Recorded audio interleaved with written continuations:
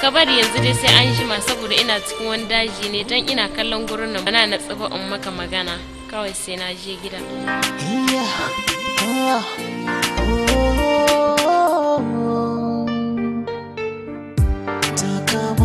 Ta kama ni Allah sarki soyayya ta kama ni mecece soyayya. To gashi dai mun shigo wannan daji pro classe di taketa in ba dan mun shigo aiki ne ba ai da mun tsaya mun huta saboda gurin yana da dadin zama ga tsanwa ga ciyawa kuma ga lema ko ina sanyi yana bugawa ga ruwan tabki gashi nan masha Allah. Ta hana ni in ci abinci na ayya ta hana ni in yi barci na ta hana ni in yi karatu na ta tsayar min da jinin jikina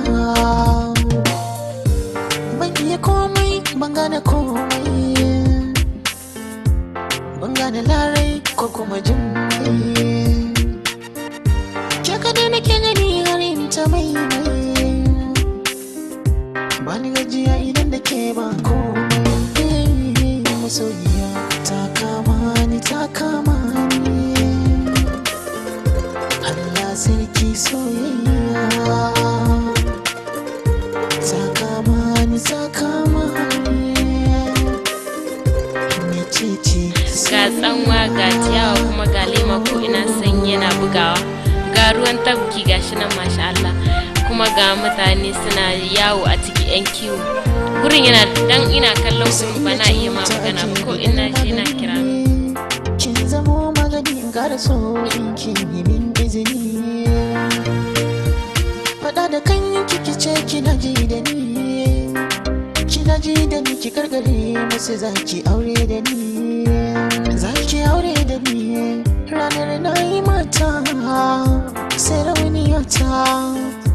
ba mai taɓa ta da shi zan fafata soyayya ta kama ni Allah sarki soyayya ta kama ni